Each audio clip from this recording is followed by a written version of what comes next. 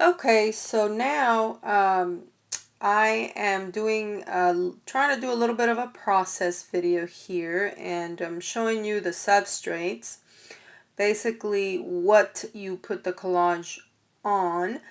This is a watercolor paper, and I have already put some background paper in it from an old magazine, and I showed the back of that because it was white, and there's a reason for that, and you'll see it up a little later. This is a smaller piece of substrate, and as you can see, it comes from a box, and I put it together like that to show that I left those little tails on the side to potentially adhere them at some point some way and have like a little booklet. Then I have these smaller substrates, which I've also, those are watercolor paper, and there were actually the bigger kind, but I ended up cutting them because, or cutting it into smaller pieces because, anyway, that I just needed it. And then this is a little bit of an odd size. It's a little different size than the one that's showing, you know, in the other formats. So, and it's because it's basically half of a, it's almost like half of a magazine page. And it's just kind of the way it turned out. It was a full-size magazine page, and then I cut half of it because I needed it for something else. So, and then this is one that I put a paper clipped an image on there of those hands because I really like it, and I feel like that background could work. It's a magazine page. That's the substrate for that.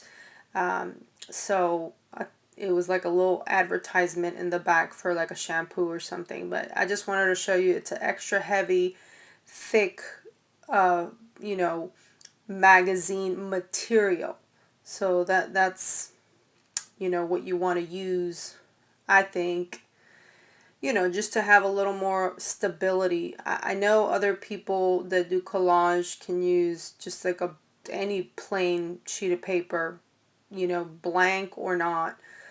But I really haven't tested that, so I can't say. I know that for me and the textures in my hands and for just holding things and for wrinkling purposes and things like that, I feel like a thicker would be better. And, maybe that's not really the way it is, but that's the way I think it is right now. So if it changes, I will let you know. So now I'm looking for something to cover.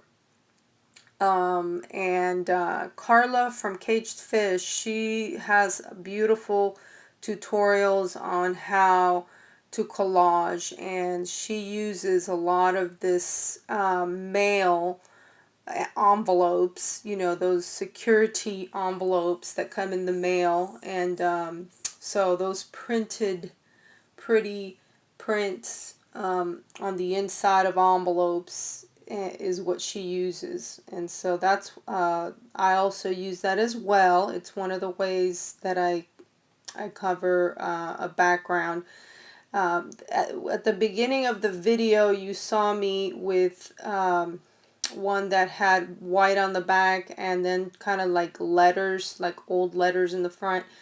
That one's actually too busy, but what happens is sometimes, since I go back in with color, it doesn't always matter too much. I mean, it's kind of fun if I can get the background to kind of work with the images, but sometimes it just can get too busy and it works against you.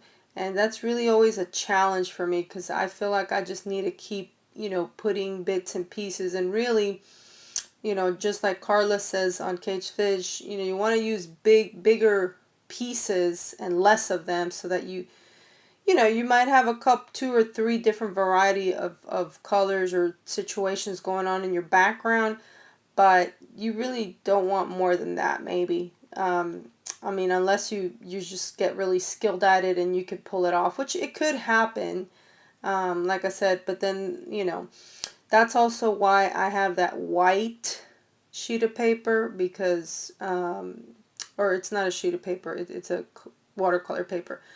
But the reason I was showing the white part is because sometimes when I start playing with the collage, I need to kind of put it over something blank, you know, because otherwise it gets confusing and muddled, and it's kind of hard to see if the collage works when you have to be dealing or competing with a background.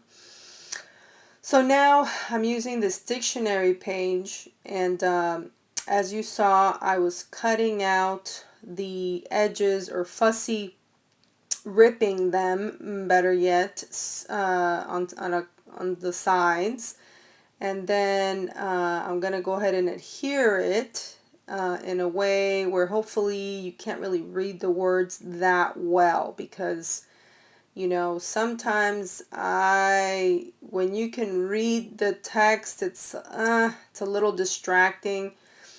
You see there how I used one of the other collage pages, the backgrounds, as a little thing, like a guide for me to rip. You know, sometimes you can use uh, a ruler, but I just didn't have that handy, so I went ahead and just used what I did have. And you know, those really thick pages help a whole lot when you're trying to do something like that, so they're always kind of fun to hang out, you know, have them around. So anyway, I'm just kind of showing how I put that big piece of dictionary paper, and yeah, you know, if it overlaps on the outside, you can cut it. I mean, I could have probably just kept going and cut at the end, but I just wanted to kind of show you how, you know, how that works, as far as, you know, because sometimes if you're not cutting in a straight line, if you're ripping, you know, you're not going to have a straight line. And if you want it to look flush on the edge of the page, you could just kind of, you know, overlap it a little bit and then cut it if you have any remaining page on the outside. So now I'm kind of playing around with this other piece of background, and it's one of those security envelopes, and I'm just kind of looking to see, you know, what I want to do, because I don't want it to be just all text either, you know, even though, again, you know, there have been times that I've struggled over a background, and then in the end I grab color, you know, that the oil pastels that I use, and it's not that big of a deal in the end. But anyway, sometimes it does matter, and you just never know. So it's kind of like one of those things, you kind of just do it, and then you know, if your background helps and works with you, great, and if it doesn't, then you know, you just kind of covered up with paint, or you know, oil pastels in the case with what I use. Then I am now adhering a piece there of some of the envelope, and now I'm going to go ahead and put another piece. I'm trying to figure out where I want it. Again, making sure that the pieces of the pieces, I guess, I don't know, the edges of the pieces of the elements are not completely straight, flush, you know, unless they are on the corners or the top or the bottom, you know, and even if they're not, like I said, you can overlap a little bit and then cut the corners out, and then you'll have a flush corner or a flush top or bottom or side.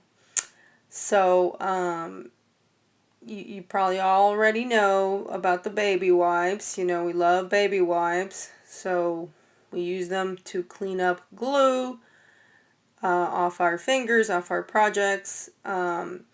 Some things are more resistant to that than others. I have been known to ruin projects with rubbing the baby wipes way too hard on a surface and ruining the paper. So yeah, you still got to be careful. But yeah, very, very good to have.